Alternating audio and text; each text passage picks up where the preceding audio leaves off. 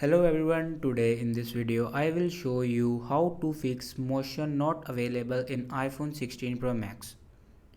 So let's start the video. First of all, click a live photo like that.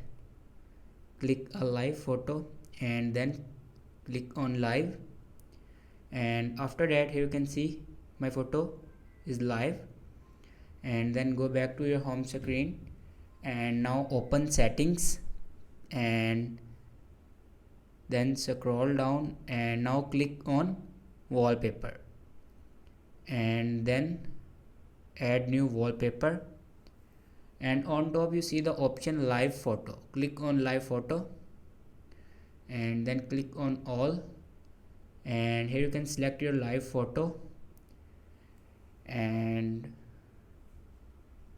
here you can see the motion option. If it doesn't work, then simply turn off this motion option. Your live wallpaper will be applied, and then click on add. It will be add your wallpaper. So this is the way to fix motion not available in iPhone 16 Pro Max. Thanks for watching this video.